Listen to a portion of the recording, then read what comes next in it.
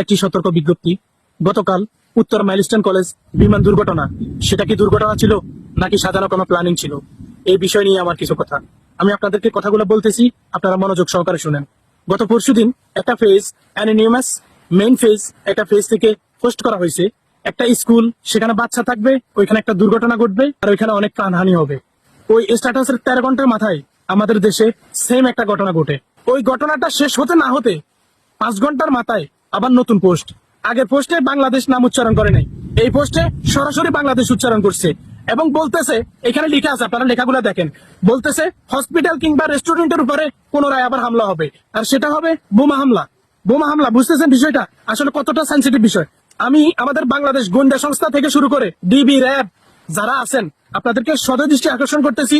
বিশেষ করে বাংলাদেশের পপুলার যে যে জায়গাগুলো আছে, বিশেষ করে আপনারা তো জানেন উত্তরা বাংলাদেশের জন্য কতটা ফেমাস একটা জায়গা। ঠিক বাংলাদেশের যে ফেমাস জায়গাগুলো আছে, ওইখানে রেস্টুরেন্ট বলেন, হসপিটাল বলেন, এগুলা নজরদারিতে রাখেন, না হলে আমরা কঠিন একটা সময়ের সম্মুখীন হতে যাচ্ছি। আর এটা আমাদের জন্য কতটা চ্যালেঞ্জ, কতটা হুমকির, সেটা আমরা ভালো করে জানি। বাংলাদেশের মানুষ এখন আপনাদের উপর আস্থা আছে, বিশ্বাস আছে, ভালোবাসা আছে। বিশেষ করে দল বল নির্বিশেষে সবাই এই বিপর্যয়ের হাত থেকে আমাদের দেশটাকে রক্ষা করুন। সবাই এই ভিডিওটা শেয়ার করে দেন এবং এই পেজে যেভাবে দিচ্ছে আমার থেকে মনে হচ্ছে সেম ভাবেই আরো কোনো কিছু আমাদের দেশে ঘটতে যাচ্ছে। তো সবাই সজাগ থাকবেন, সুস্থ থাকবেন।